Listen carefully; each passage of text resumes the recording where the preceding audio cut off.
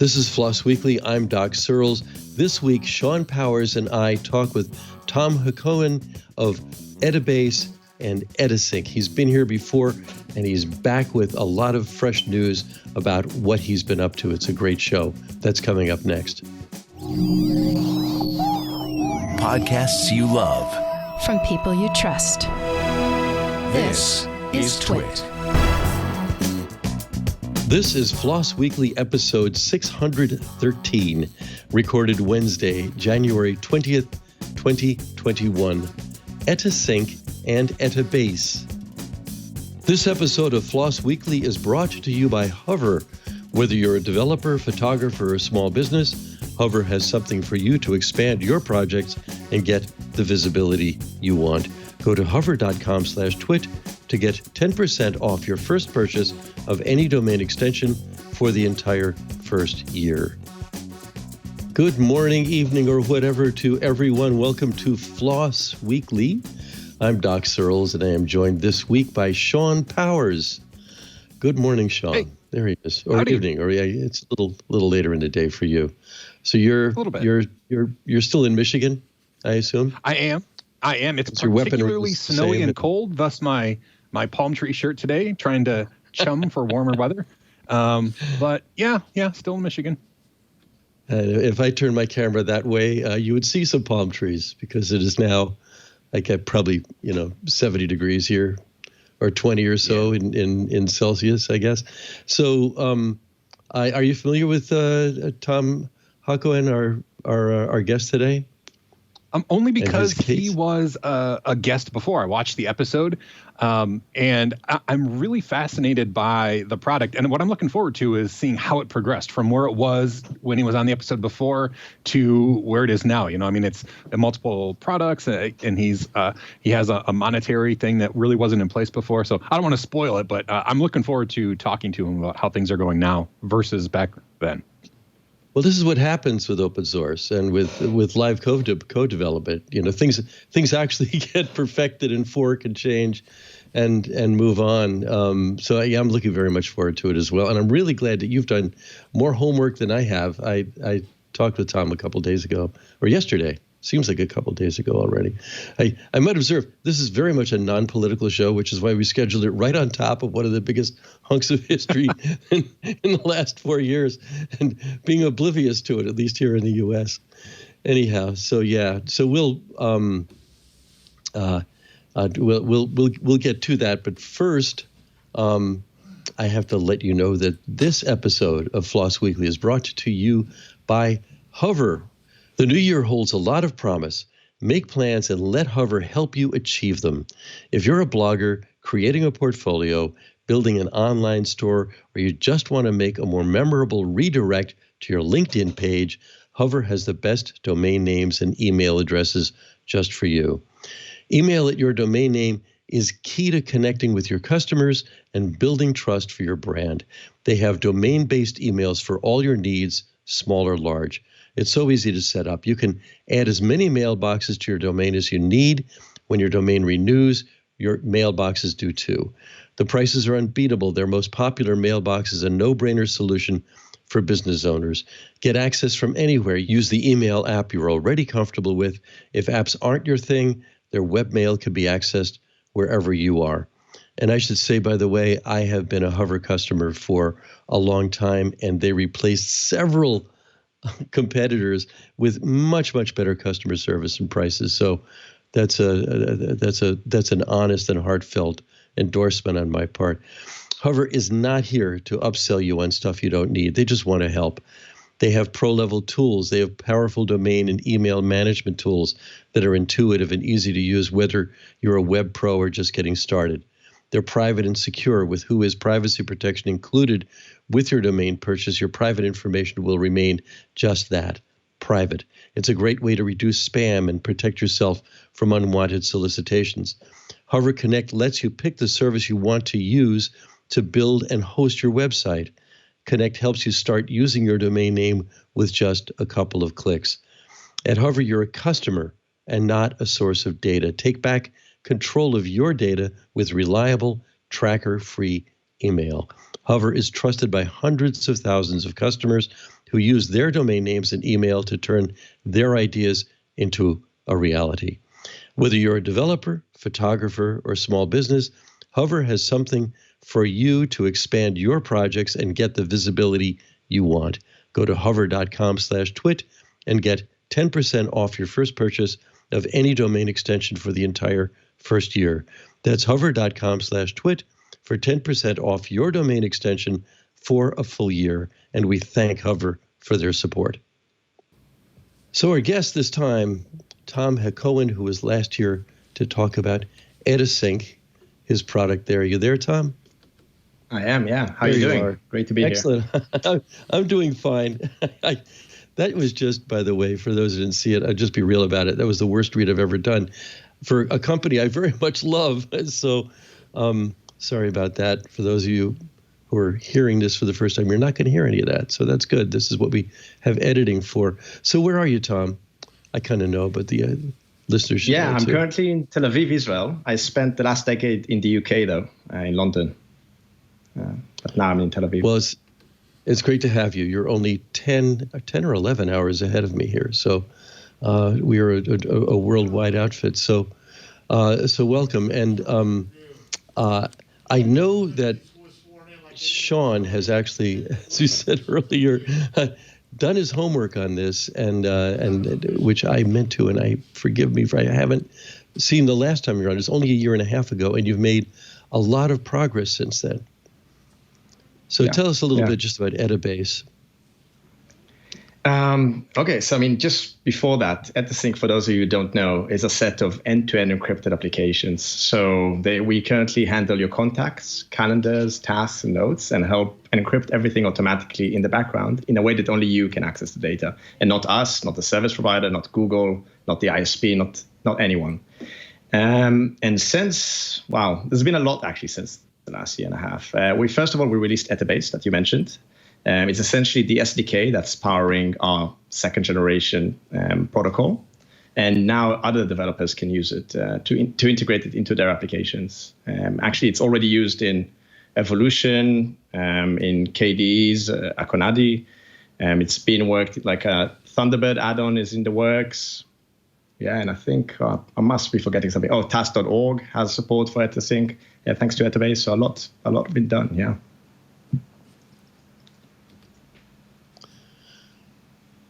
Yeah, so forgive me. I was hoping Shawn would jump right back in. Oh, I will. I didn't want to be rude. There, yeah. Don't lots be rude. Of questions. So Tom, last time you were here, and people will probably, maybe there'll be a link in the description somewhere to the last episode where you were on. But at that point, it was just EteSync.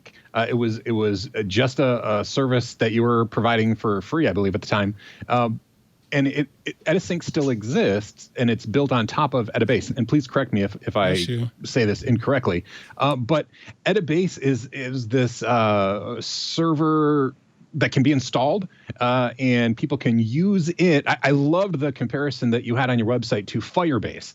Would you be willing to elaborate on that? Compare Etebase to Firebase in, what it provides, what it doesn't provide, why you would pick yours over Firebase. Some of those are softballs, right? Because Firebase is all Google, and that can be creepy. But can you explain, what does it provide and how it's set up?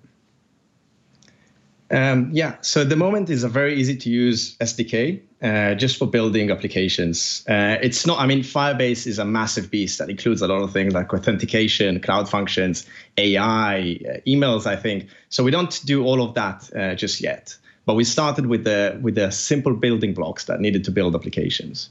And for your question, why use Etebase? Well, first of all, the encryption. No one can access your data, not us, not anyone that's hosting your server.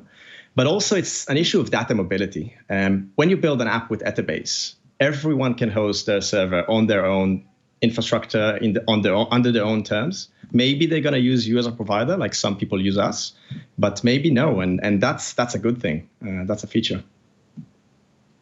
So how does I'm going to get through my question just because I'm excited, but can you talk about scaling? Because if I'm hosting this on my own servers or on my own controlled cloud interface that I'm using, my infrastructure that I'm hosting Etebase on, is it designed with scaling in mind, and is it a dynamic scaling kind of thing, or under the hood, how would you handle explosive growth, especially the idea of encrypted communication, at least in the U.S. right now, is a current, like, everybody's talking about it. And not to get political, but I mean, the technology is an answer to a lot of those questions. And so I'm curious how scaling works to a large degree.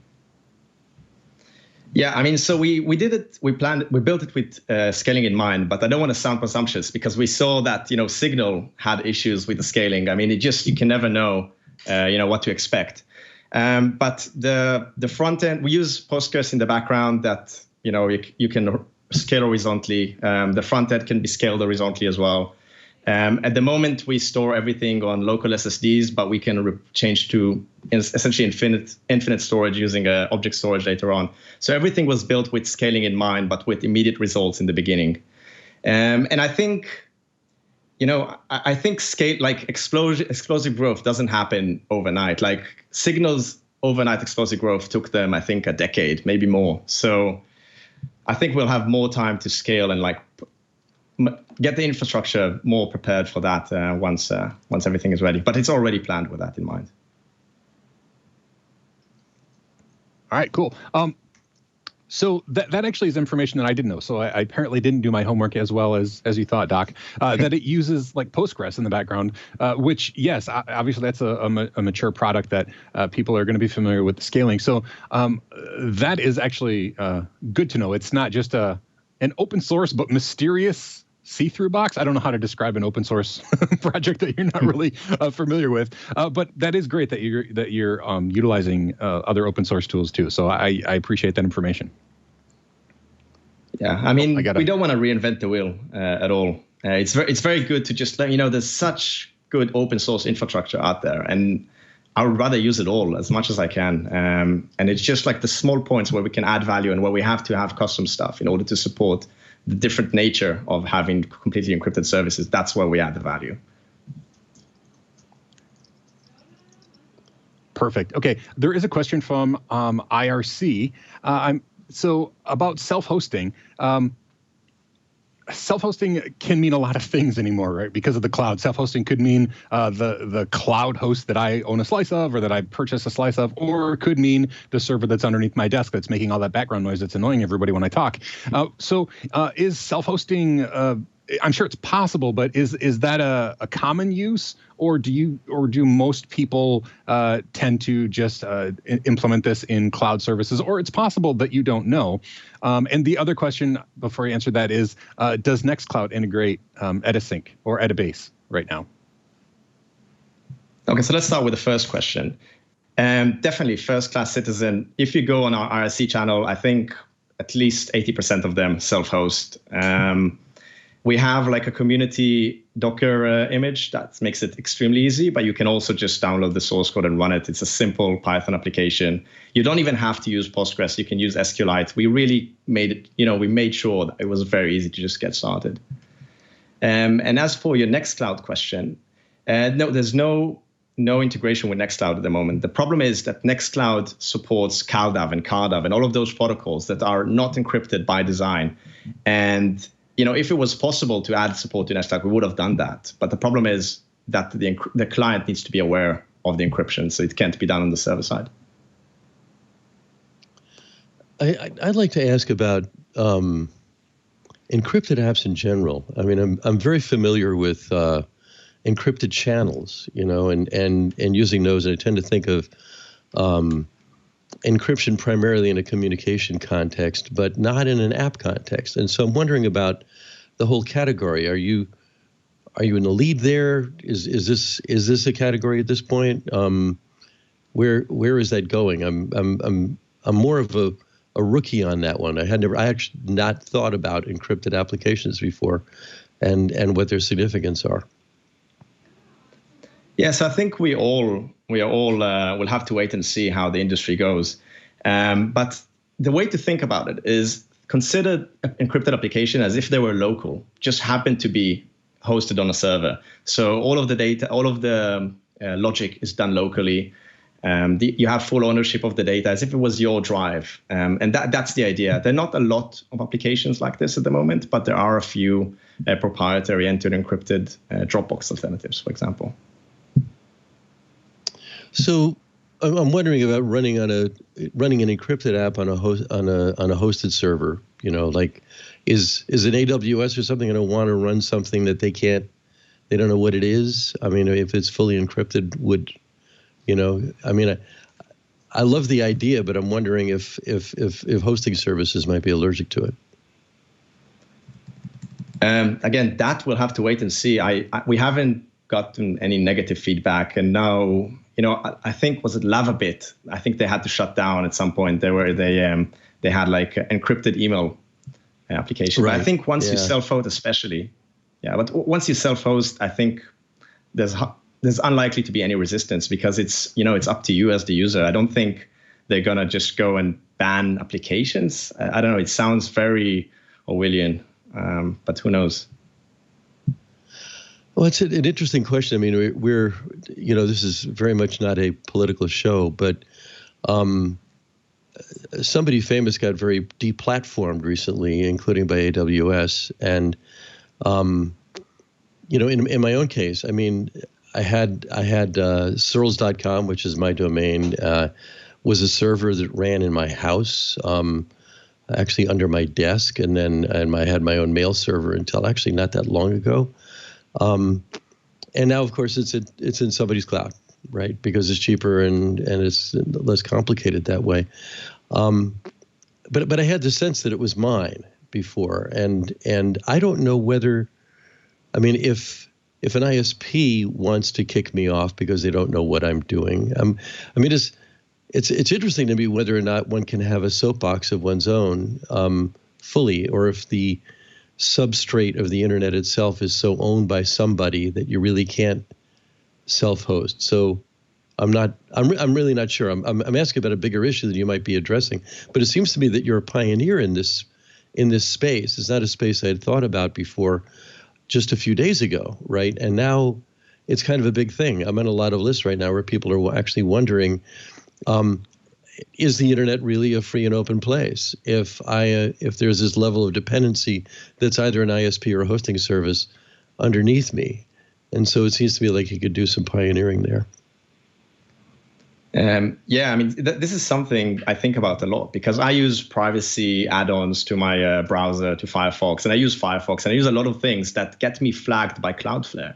And Cloudflare has become the front page of the internet. Like, everything goes through them, and I get blocked there all the time. And I fill recaptchas on a daily basis, not a few times a day even. So I'm definitely concerned about the fact that we don't have a decentralized internet anymore. It's very, very centralized, whether we realize it or not. And what we're trying to do with Etebase is at least the data, at least that part, that small sliver of user ownership remains with the user, and they can migrate. They can know no one else is looking, and they can use all of the convenience of the cloud without having to pay for it with their data and with their privacy. So how does it work then, or how easily does it work? Let's say that I've created an app, and my Etebase happens to be installed on AWS, and AWS decides that people with really poorly grown out beards are no longer going to be allowed on their platform. What is it? What's the process, or how feasible is it for me to move my entire Etebase base to another platform, whether it's the server under my desk, or Google Cloud or Azure, whatever I want to move it to? Is it transportable like that, or is it really ingrained in whatever infrastructure I'm using? A lot of AWS apps are so ingrained in AWS that peeling them out is next to impossible. So is that something that this provides? We think about, I think, first of all, the answer is back up your data. Don't trust, the cloud with all of your data. Use multiple providers. So if you get locked out of one, you can get access to your data again.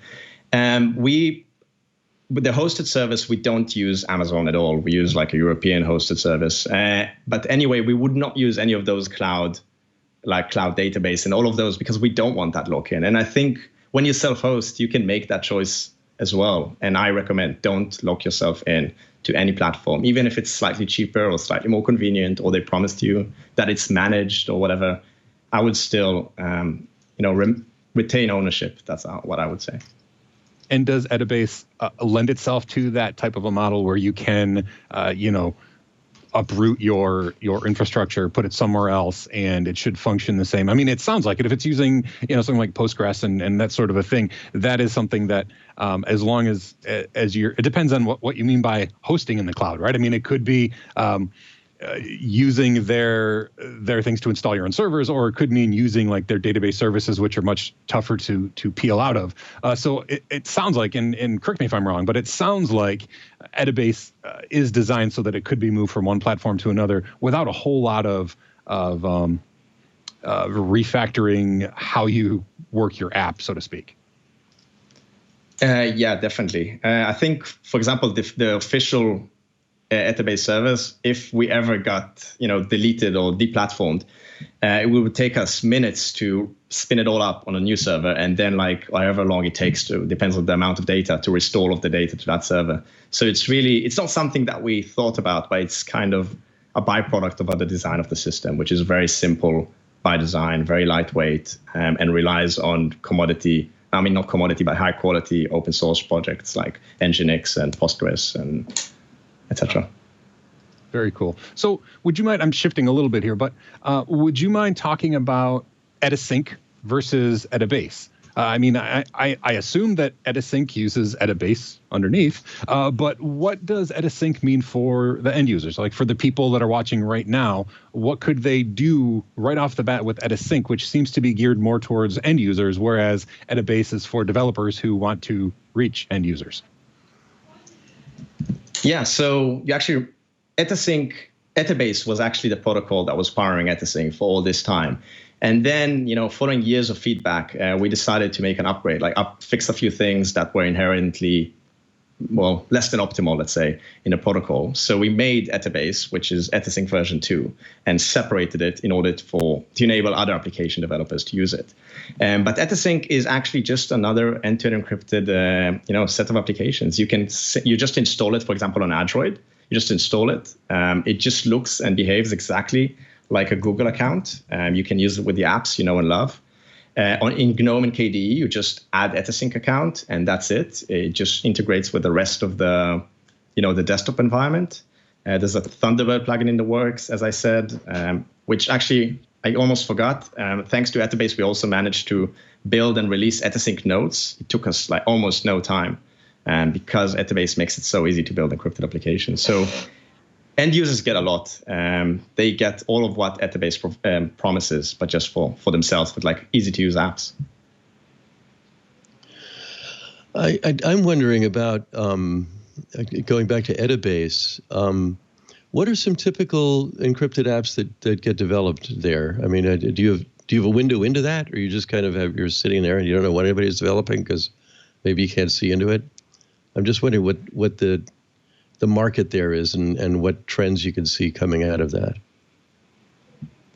Yeah, so obviously we don't track our users and we can't see what they're actually doing. But I beg, by the way, if you're an Etebase developer, please reach out and let me know what you're working on.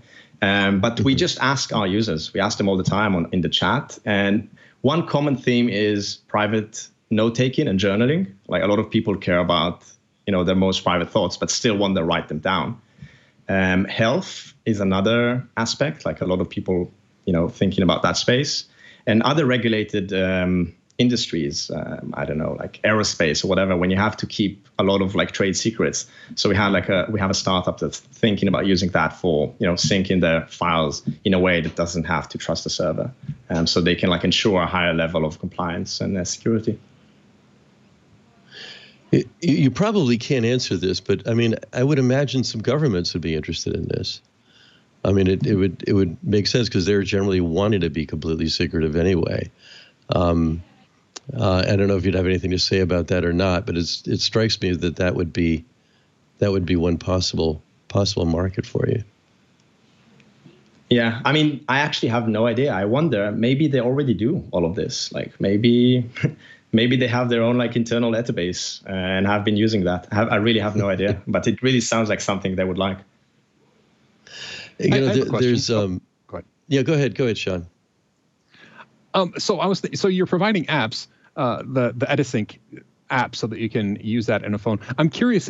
One of the draws of a cloud-based infrastructure like AWS is that you can start very small and scale. Right, you just consume more and you have to pay more, but it's pretty seamless to go from small to big. Is there a method, or is there? I mean, if somebody whets their appetite on the EteSync app, is there any sort of a transitional way to host things yourself? Like, for example, if I'm using one of the apps, like the note-taking app or whatever on EteSync, and I said, you know what, I really want to host this myself. Is that possible, or would I need to come up with another note-syncing app that would, do that on my own server? Not that you're not trustworthy, but I mean, the whole point of the thing. I'm curious how that works.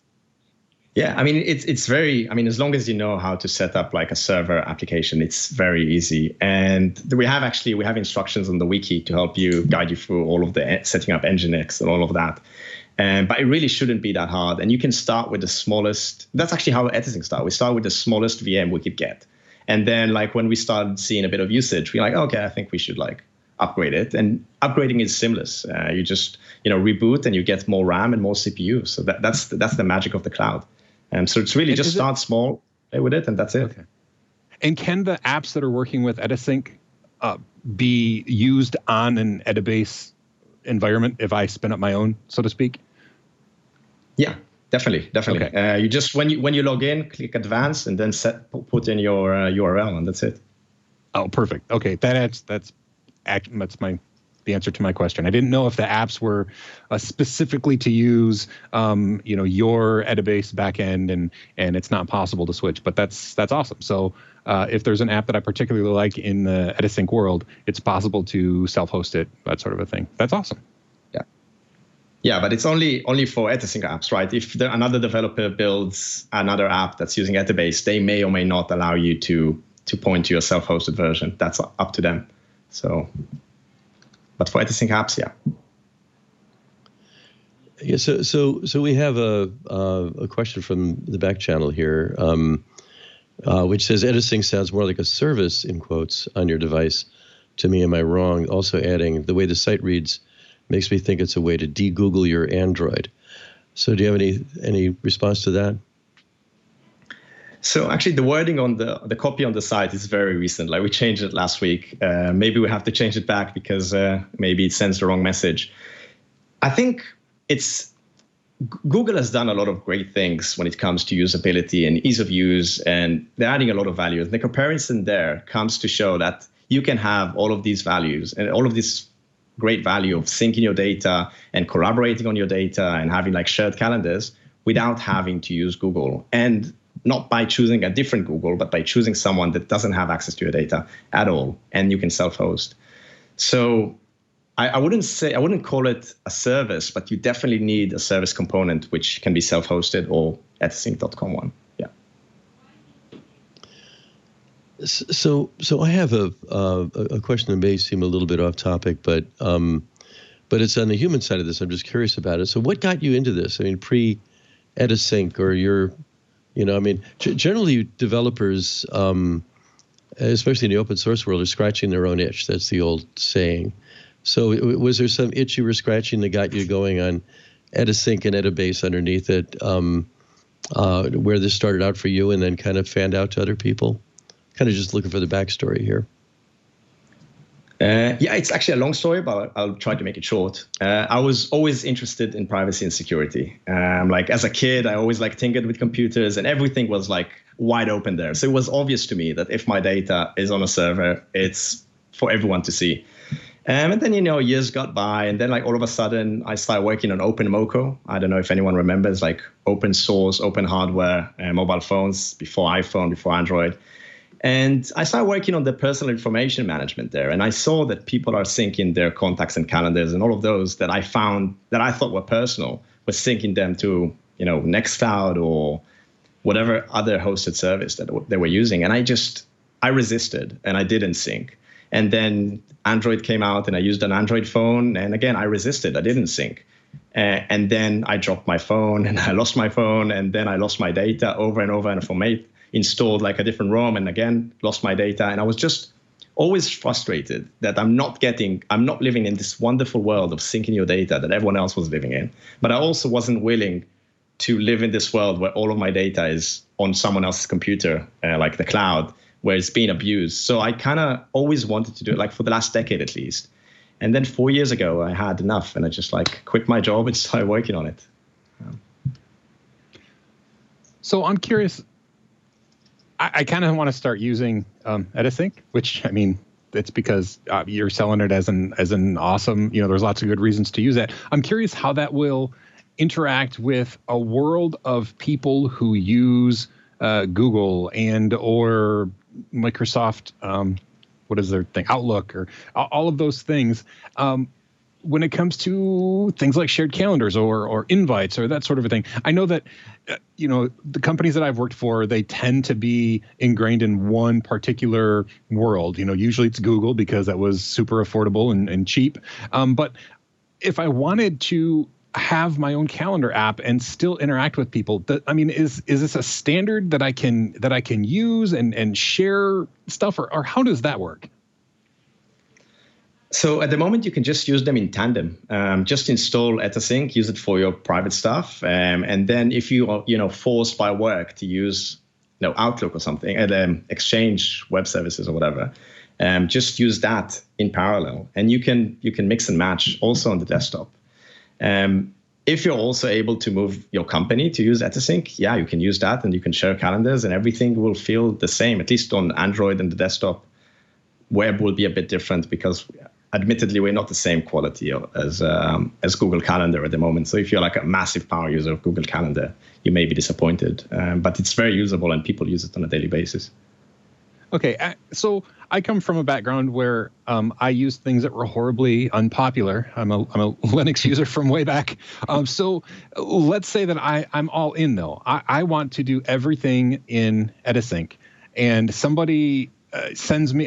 There are some standards in the calendaring world, for example. If I get like an iCal event, is that standard enough that I could integrate it into my personal private encrypted calendar and at least accept that invite, or is that level of integration really not quite there yet? So first of all, we use iCal internally. As I said, we try not to reinvent the wheel where we don't have to. So almost everything is standard-based where possible. I get calendar invites all the time. I send them as well. When you use Thunderbird, for example, Thunderbird just sends a normal iCal, even though in the background it syncs with EteSync. And on the same on Android, you can use the EteSync app to send invitations. And accepting, it really depends. So, for example, a Google invitation uses the Google, actual Google web services to manage who's accepting and who's not. So that's a bit different. But other than that, yeah, open standards work. Okay. So I could get it in my calendar. They just wouldn't know that I'm coming until I surprise them with my glorious office. Right. Okay. That's perfect. Exactly. Appreciate that. Yeah. So I'm wondering, I'm looking for paths between the geek world of wizards and the rest of the world of muggles out there. And I'm especially interested right now I've been in a lot of conversations lately about how the thing that the two things that people use to organize their lives and to be truly social, not social in the Twitter and Facebook sense, but social in the human sense, are contacts and calendars. And I'm wondering if you can see a path between what your friends and customers and users are doing with EteSync and Etebase to a world where people are basically free of Apple's and Google's, and for that matter, Microsoft, speaking of Outlook, silos for doing the things that that, for example, might allow them to use their calendar to keep track of their receipts or keep track of their credit cards, keep track of, make a wallet that's digital, that's truly theirs and not a branded one from some internet giant that wants to do most of the work for you and may also be spying on you. And I don't know if that path is there. I mean, I've seen so many projects where wonderful geek work is done, and the geeks have encryption and the rest of it, but the rest of the world doesn't know what to do with it. And so I'm wondering if you see a path there. Yeah, it's a very hard question to answer. But, if you look back, we used to have it. We used to have a thing called a hard drive, not the cloud, and we used to save that doc file or whatever locally, and we used to own it. And people, muggles, used to have it as well. So I think the problem is that these cloud services like Google, like Gmail, they're so good, and there's so much money going behind them that it's very hard to compete. And just when you take a look, for example, building encrypted applications. So Google spent, I think, alone more money on R&D than globally we spent on building encrypted applications. Maybe I'm exaggerating now because of all the cryptocurrencies inflation recently, but it's not like it's beyond comparison. So it will take a lot of effort to keep up with all of these, user-friendly services. But I think there's a path, yeah. I have a question about.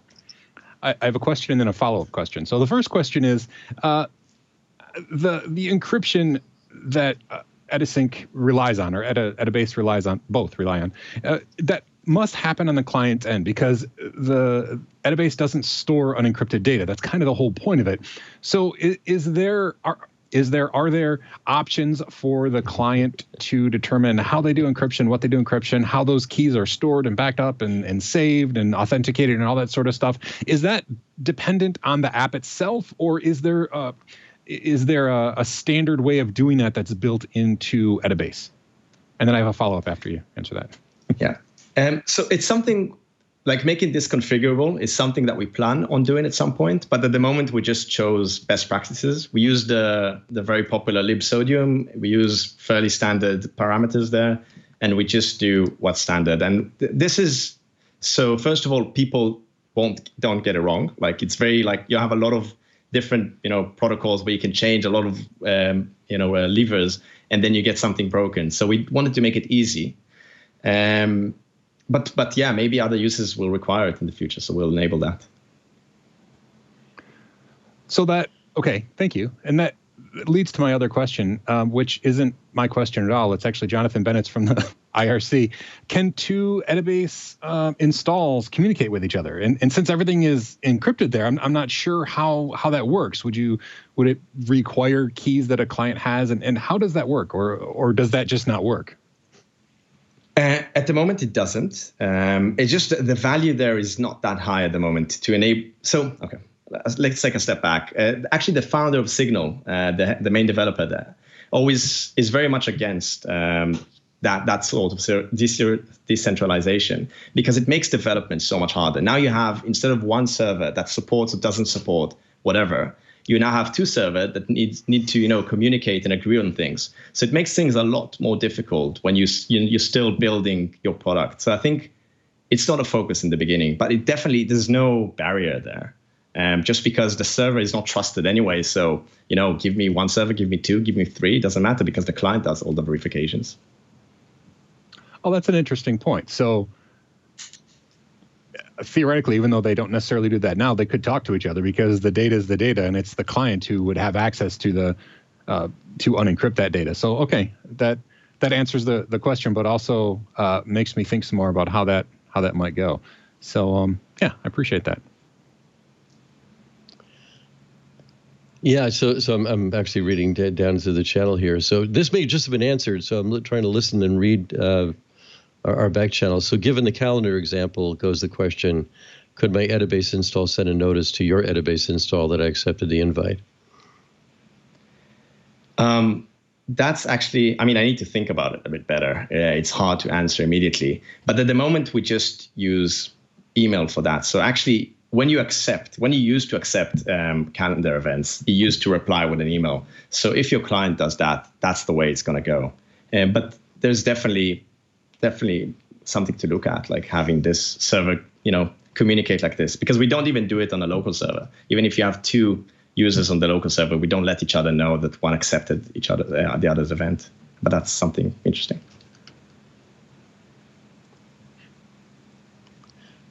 So, sorry. Go ahead, Shawn. I'm double Poor tasking. Ant doesn't know who's going to failing talk at next. We just stare at the camera silently.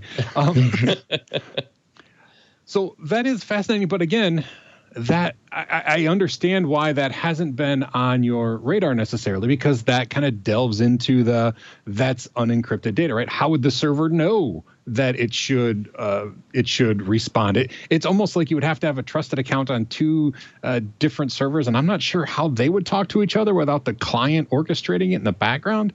You'd almost have to have like an account on the other person's server, maybe some sort of a guest account or a service account. I don't know. That is interesting, and I guess that's something they have to solve in the front end, right? Yeah. No, I mean, you really need to hit the nail on the head. There's one thing that we really need to have at some point, which is a way to have real-time communication and just send messages to other accounts, and then I can say I accepted your event, and then the client can process that message. It just there's so much more that can be done. As I said, there's so much more to innovate here. We just haven't gotten to everything yet. So again, on our channel here, we have, I'm thinking about a Facebook replacement where I host my own content, and you on your server has permission to see my content, and it's all encrypted inside the app. I think there's a lot of people thinking something like this right now, where, Facebook is all big and awful, and so is Twitter, and so are all these big social things. But I still want to be social. I'd like to set up my own whatever it is. Actually, I have an idea for my own right now. But I'd like to hear your answer to this first, and I'll tell you what my fantasy is.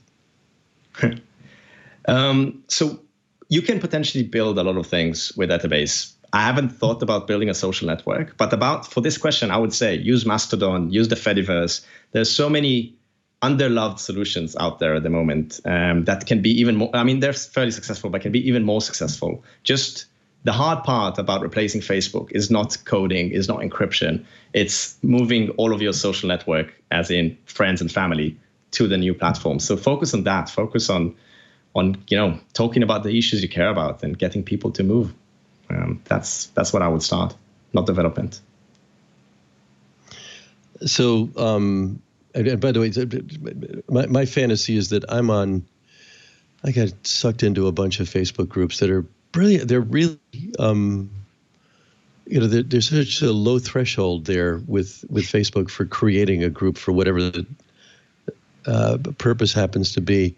One of them has over 12,000 broadcast engineers on it. These are old guys that I know and like, and I'd love to pry them away, and it could be Mastodon would be it. I mean, I don't know, but I'm fantasizing about it because I really don't want to be on there, and these are friends, and this is a business I used to be in and I care a lot about. But it's almost too easy with Facebook. But I think you're right. Maybe getting people onto Mastodon is the first step, or something like that. Yeah, because I think we can fantasize about the perfect solution without realizing that we can already make a massive improvement just by moving to a decentralized offering like Mastodon. But the problem is it's very hard. Like, I challenge you, try to move them. It's very hard. So make it easy for them. Yeah. It kind of goes against the idea. We want everybody to get together, and get together means centralization at a place. And so, yeah, it's difficult. And solutions like Etebase are a client-to-server solution for end-to-end encryption. So all your data is encrypted, and you're the only one with access. I mean, I jokingly said they'll have to fix it in the front end, but that's true, right? As long as you have access to your data and it's encrypted, if there's a sharing or a combining or a centralization, to use a horrible word, that would almost need to be separated from the security of your own data. So, yeah, I don't know that. Well, I do know Facebook is not a single app, right? I mean, it's a complicated beast of a thing, and so possibly trying to use a secure, open, decentralized, or at least not ingrained into a big corporation's server's way of doing that is kind of a first step or a basis, and at a base, if you will, and then installing something on top of that that allows for that collaboration and for that, and I say centralization because in and of itself, people getting together is not a bad thing. It's just when people have access to things they shouldn't that makes it a bad thing. So hopefully Etebase doesn't need to be that. Hopefully Etebase can be the way that your data stays secure and it stays yours, and nobody else has access to it unless you want them to. So I don't know. I'm just thinking more than I was thinking before. I guess that's a good thing. Yeah, no, I mean, you really hit a few important points. Like, I wish Etebase did not. I mean, Etebase doesn't need a server because everything is, like, for the security parts, because everything is done on the client. But servers bring so much more value. They bring lower latency. Like, we can distribute them globally and, like, make it very easy for you.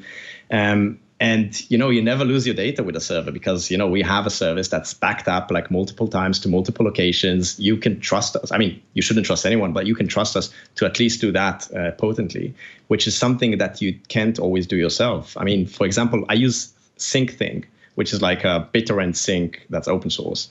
But the problem is that I need to have both my laptop and my phone on and connected to power at the same time. So actually my phones don't really, like, my data is not really often synced. Like, I need to be very conscious about it. But with a cloud provider, you can very easily get there.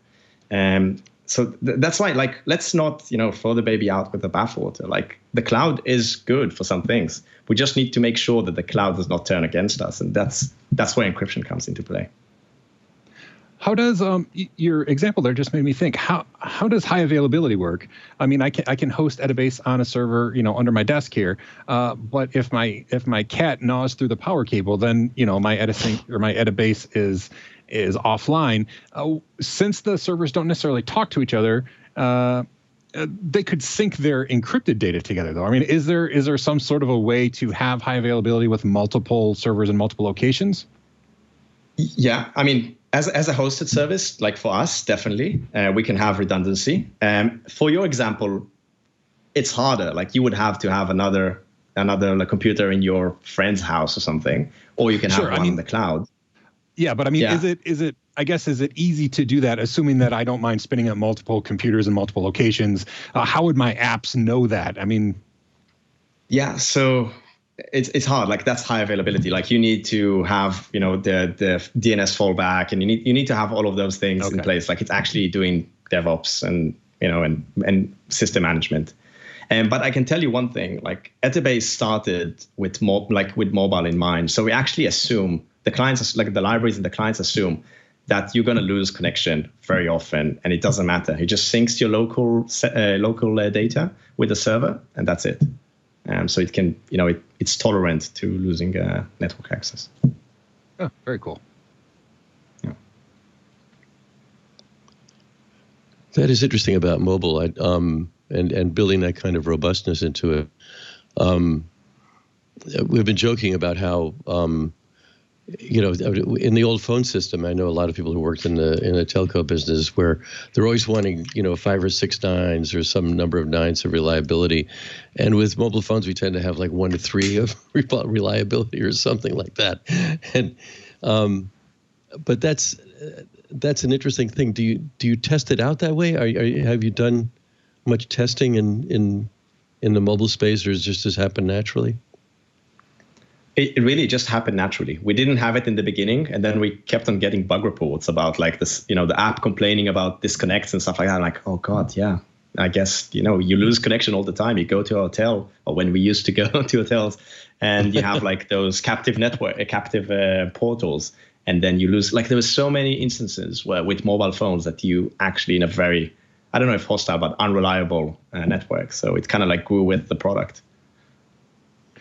So speaking of mobile phones, go ahead, Doc. Go ahead. No. I carry on. I'll hold on. I'm supposed to like try to do it properly, but I just cut in. Sorry. So mobile apps. We talked about Android apps, and there are apps that you can have on Android to just use EteSync to do things like calendar and things like that.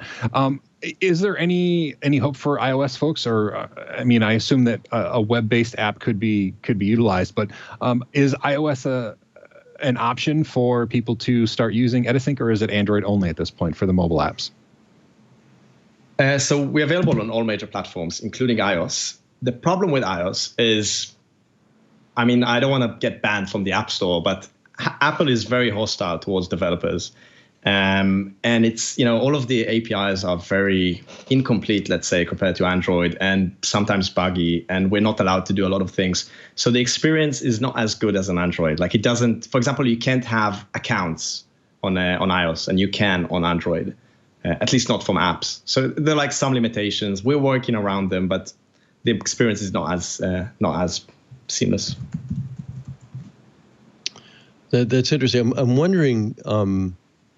I mean, this strikes me as a potentially really exciting category, and I'm wondering about others jumping in, and if they do jump in, are they there already? Who are they? Is there compatibility? Might there be compatibility issues, stuff like that?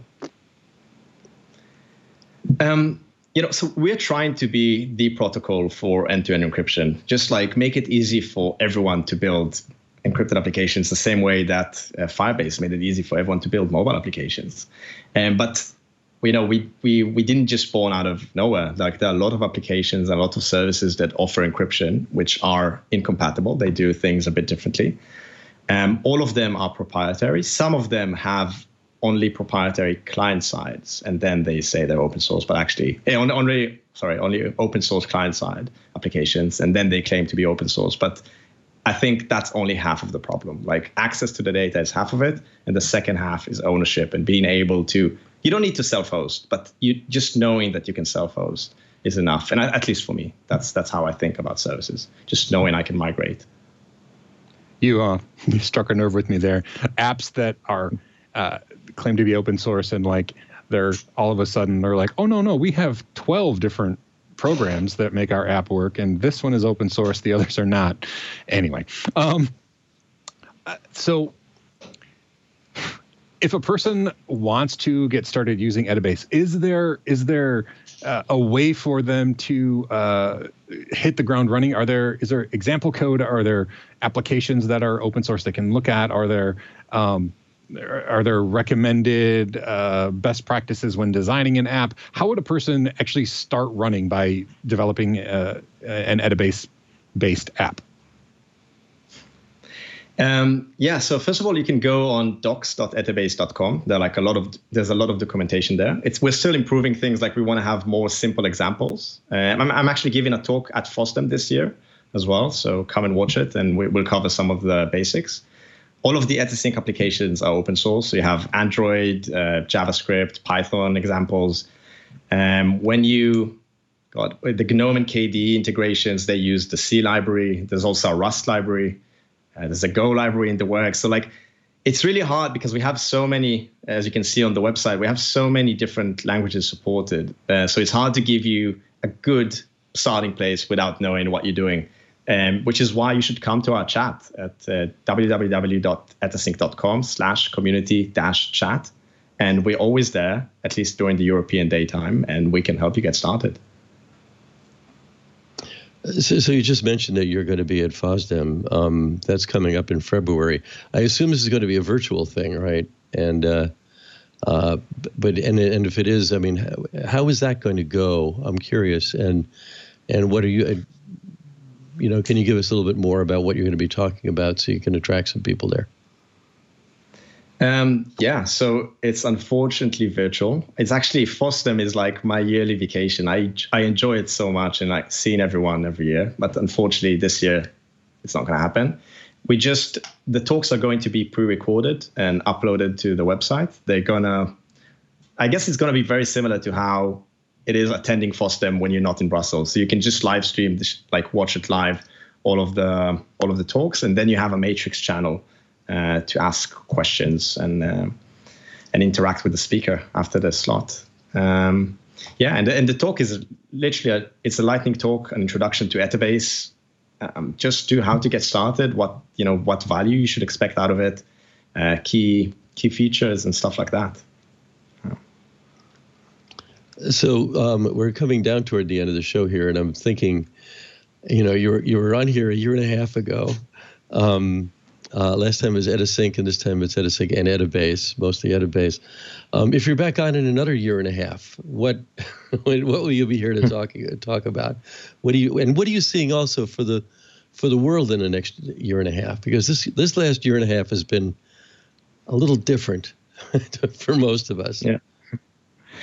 Well, to be honest, I was very grim about the future of end-to-end encryption for muggles, as you put it, until a month ago, or maybe even less than when the whole signal exodus started happening. So I think, I don't want to be too hopeful, but I think we can see, we can maybe expect or maybe hope for data ownership in the year to come. What EteSync is going to do, I don't know. There's so many cool things that we want to work on. We have one thing is sharing your location. So you can, share your location with your parents or with your significant other when you're going somewhere dangerous or going for a run, but in a secure way. And that's something we care about. But, who knows? Really, who knows? That's pretty good. It's interesting to me that you can come up, that any new technology begs a whole bunch of usage questions. And that's an interesting one. I mean, one in sort of general for me, and there may be no answer for this, is how we can start building privacy online that resembles in any way what we have offline. Offline for example, we're anonymous. Unless we're cursed with celebrity, so everybody knows who we are, nobody knows. I mean, you're not faceless and you're not voiceless, but you're nameless, and that's a kind of privacy, and and we walk around in the everyday world with clothing on, and that's a privacy technology. We don't have that online yet. So I'm wondering if you see, you mentioned earlier that health and private journaling were two usages. And I'm wondering if you see, to me that the muggle appeal might be, well, that looks a little geeky and complicated, but I can at least be private over that way. I'm wondering if you're seeing some trends in that direction, just in the feedback and requests you're getting for further development with your products. Yeah, so one thing we did with the second version of EteSync, like EteSync 2.0, is removing the need for an encryption password. So now you only have one password that uses some encryption magic to log in. And it's never sent to the server. And that already was a massive step in order to make it easier for everyone. The next step would be, preventing data loss, because the problem with end-to-end encryption is that if you lose your password, you lose your key, all of the data is gone. We can't help you. That's by design. Some people have like offline backups, like on paper. Some people use a password manager, which is great. You should do that. We're also thinking about maybe having a sort of trusted friend. So how in your family, you're the techie, so everyone comes to you for help. So maybe they'll trust you to keep a backup of their key. I don't know. There are like a lot of interesting challenges in order to make it mogul friendly. Speaking of which, I have my last question for you then. I don't want to say your favorite, but what do you think is an app that a person could see that is a really great example of things that can be done with Etebase or EteSync, like an app that is really a showcase, if you will? That's a hard one. I would just choose EteSync Notes just because it's the youngest baby, and also it's the cleanest one because it has no legacy, no anything. It was just built with Etebase. I think it took me less than a day to build the initial version, and then we had like a lot of community help to make a lot of improvements. There you go. Actually, this guest post by one of the contributors. So I think that's my favorite, but I don't want to play favorites though. So this has been great. Yeah, like which one of my children do I like best? We always close with 4 questions. They're all brief, but I'll ask you the first one is there anything we haven't asked that you would like it if we had asked? And you could answer briefly. I think we had a great chat. We covered a lot of topics, but one thing is that if you're a developer, come and talk to us. If you're a user, and you're using an app that you think should be encrypted, but it's not encrypted, talk to the developers, talk to us. We're happy to help, everyone with making encrypted applications. That's like what we focus on. That's what we care about. And and we want to enable that. Well, very quickly, when you say we, how big is the team? And when you're talking about we, how many people are we talking about? So I've been using the royal we ever since we started, and that was just me. But now we have myself and me. Yeah. Yeah. No, exactly. But now we have, we have a community around us. We have like more than 100 people on IRC. I can start naming them, but everyone does their part. No, so okay. One person built a bot, one person does documentation, translations. It's very hard to name every contributor, but thank you all, by the way. That's another thing we forgot to mention. So thanks to all the contributors. Yeah. Well, thanks. So do you have anything to say about blockchain? That's our control question. That holds a lot of promise, but holds a lot of lies as well. I think it's very interesting. It really drove encryption to the mainstream. I think we're still, the verdict's still open. Let's see what happens. It's been a decade, but maybe let's see what happens in the decade to come. A decade already with blockchain. It's interesting. So last two, what are your favorite text editor and scripting language? Vim, obviously. Yes. So scripting, yeah. Well, you're Emacs, are you? No. That was a celebratory from me. Oh, okay. Vim, Team Vim. Yeah. No, so Vim, I wanted to replace it a few times in my life, but you can't get any better. I'm so much more efficient there. And scripting language, so I gotta say TypeScript, and I know I'm gonna get a lot of hate from everyone, but I really like typing. I think types save me so much effort.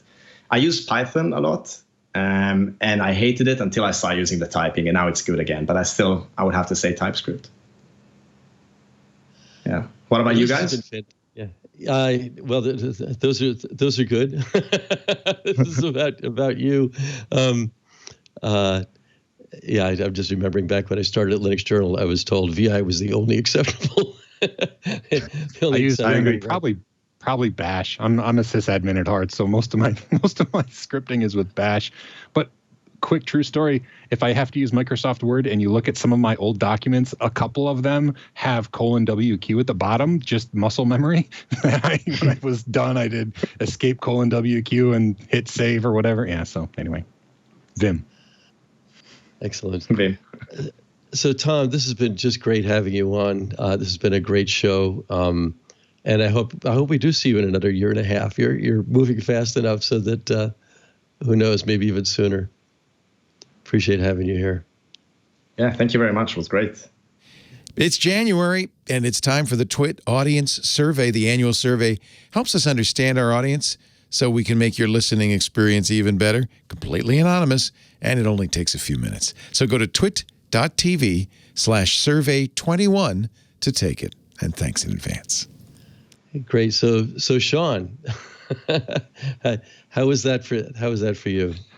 That was awesome. I came into the show today thinking, all right, I have a lot that I want to know, but I'll probably get to ask one or two things. Man, we went quick, right? I mean, there's a lot of conversation. So I had all my questions answered and more.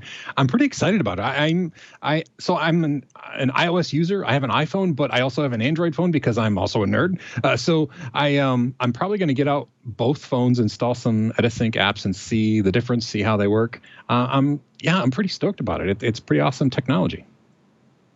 That was an interesting thing about iOS, though, that Apple makes it hard for developers. I'm not a surprising answer at all, but it's an interesting one, and it's got to be a tough challenge for him and his team to deal with it. The multiple platforms. I mean, it's something I'm hoping for in the long run is something that's Android based, or not even Android, but just basically truly open source mobile devices. Most people can't experience that, and that's OpenMoko, right? You brought up OpenMoko. That was a throw. I know, and that's that's been a promise for a long time, and I think it's still something that's required. It's a checkbox that's required for civilization in the future that we've been putting off for a long time, along with the truly open laptop and the truly open everything.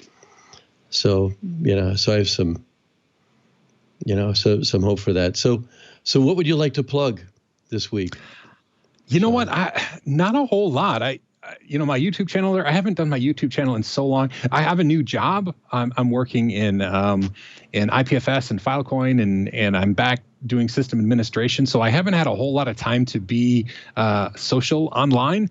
But man, that's exciting. So rather than plugging anything of mine, check out IPFS, Interplanetary File System. That's it's an awesome technology. And someday we'll maybe have somebody on the show where I can talk more about that, because that's what I've been doing. And that's why I'm not online as much as I have been in months past. So, yeah. Oh, that was fast. Look at that right there. Coincidentally, yeah, that on those of you watching this, IPFS is already up there. We've had a lot of requests for that. A lot of requests for having somebody from IPFS on. So we'll make that happen. In the meantime, next week, a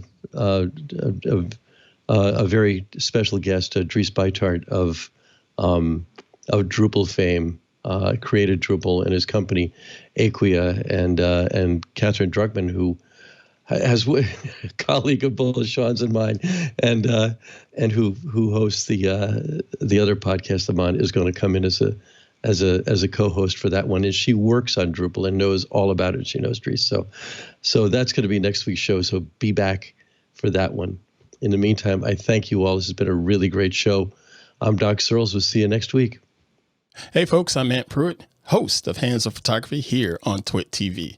I know some of you have gotten yourself a brand new camera, or you just had a camera sitting around and can't quite figure out how to get the most out of it. Well, I have a solution. My show, Hands on Photography. So subscribe right now to learn how to get the most out of that camera. I'm going to show you how to make those images pop. I don't care if it's a Canon camera. I don't care if it's a Sony, Nikon, iPhone, Android, even a inexpensive Android device. I got you covered. So head on over to twit.tv/hop and subscribe today.